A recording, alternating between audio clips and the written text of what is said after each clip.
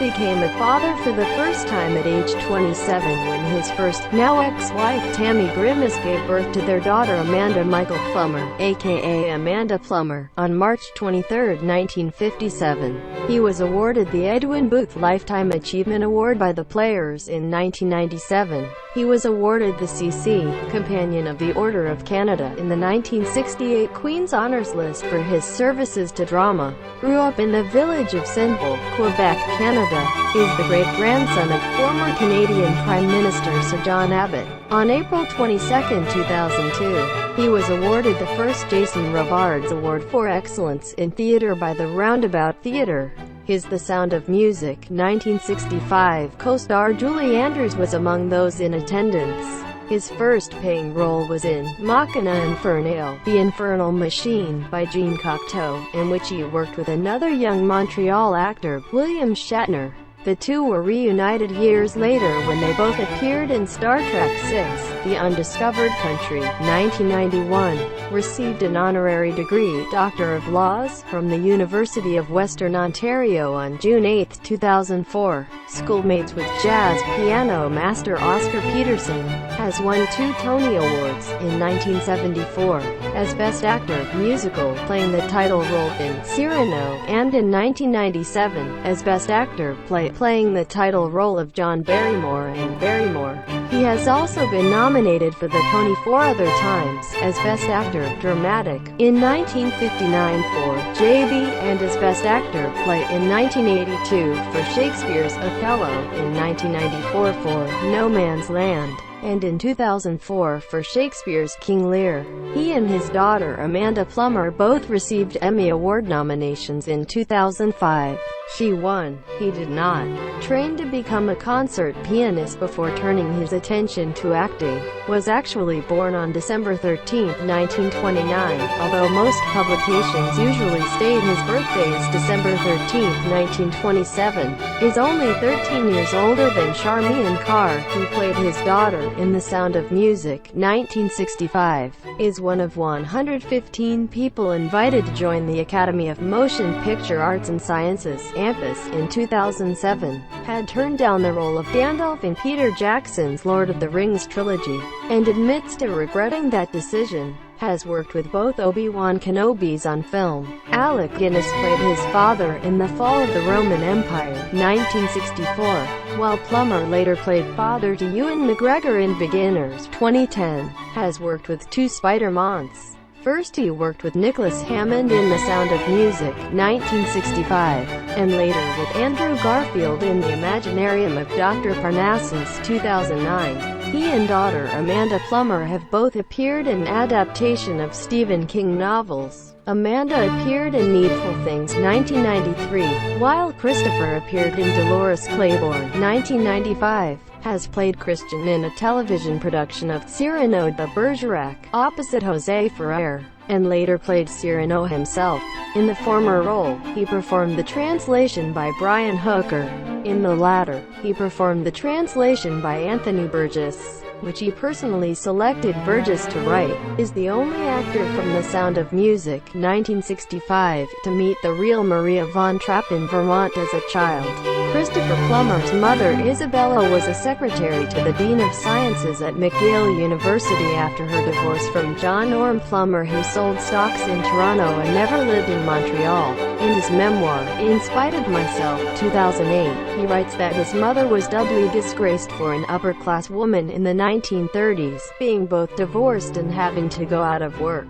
This explains why he was born in Toronto, and grew up in Montreal. He and his father did not meet until Christopher was age 17, is a cousin of actor Nigel Bruce. Bruce was best known for playing Drive, John Watson, and Plummer went on to play Sherlock Holmes. Although he played Alec Guinness's son in The Fall of the Roman Empire, 1964, he was only 15 years his junior in real life. His great-uncle, paternal grandmother's brother, was F.B. Featherstonhaugh, Frederick Barnard Featherstonhaugh, a patent lawyer and agent who founded the patent agency Featherstonhaugh and Company.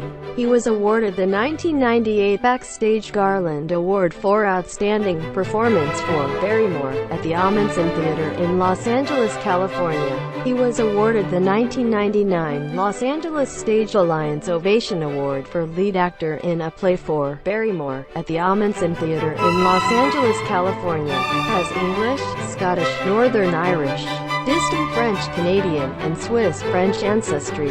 Speaks English and French fluently, from his bilingual upbringing in Senneville, Quebec. Personal quotes 26. Why he prefers playing evil characters.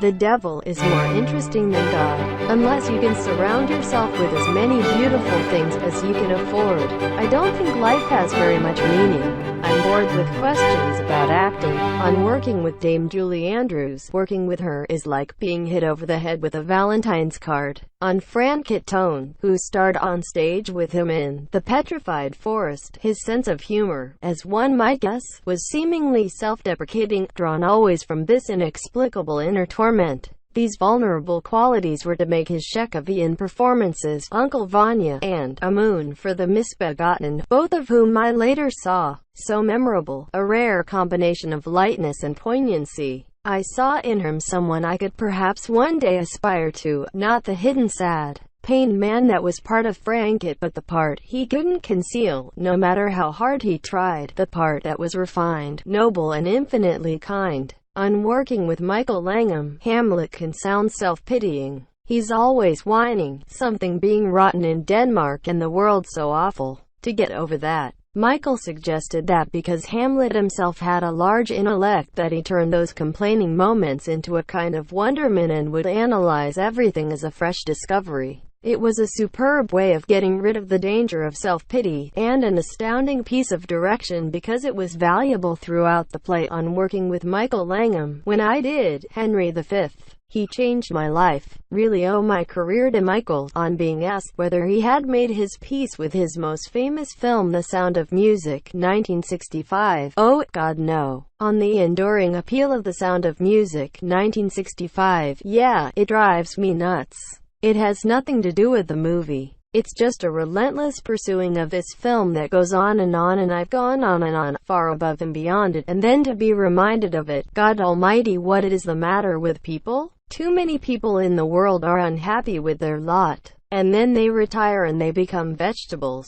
I think retirement in any profession is death, so I'm determined to keep cracking. A revised opinion on The Sound of Music, 1965. People were unnaturally sentimental about the film, so I always gave it a tough time. But a few years ago, I went to an Easter party and had to watch the damn thing with these kids. I was a prisoner. And then I thought, it's got everything. The lovely songs, the Nazis and the nuns and the kids. It's timeless and I'm thankful for it. On receiving a Screen Actors Guild Award for Beginners 2010, I just can't tell you what fun I've had being a member of the world's second oldest profession. When they honor you, it's like being lit by the Holy Grail, on the ability to convey a sense of pathos. Very few people have it naturally. Chaplin, Brando. It's a gift, but you can learn how to fake it. Ewan McGregor doesn't act, he inhabits a role. And, of course, he makes you not act and inhabit the role, like it's a competition. I owe that to him. As T.S.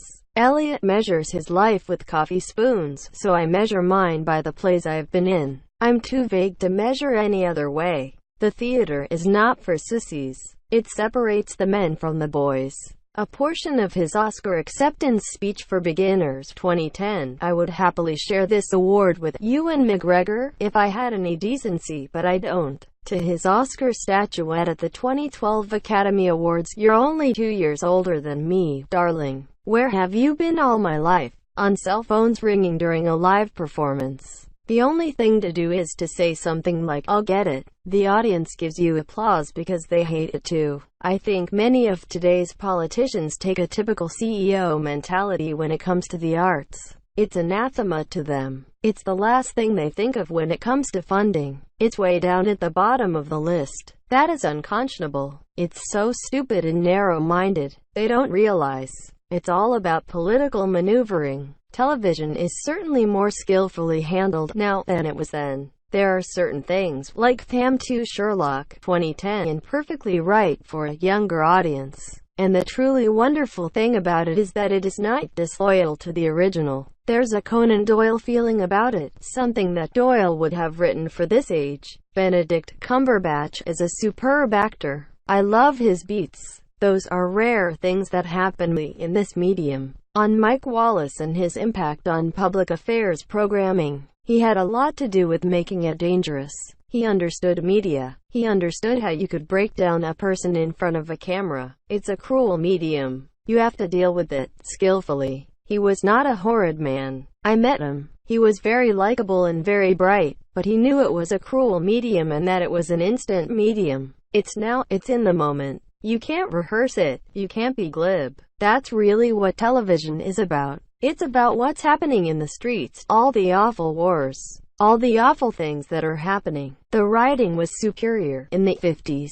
But then we had all the best writers, Hortonfoot and others, writing for this brash new medium. It was as exciting as hell. It was an adventure. Television has become a little glossy, a little too comfortable. I was much a part of live television in the 50s.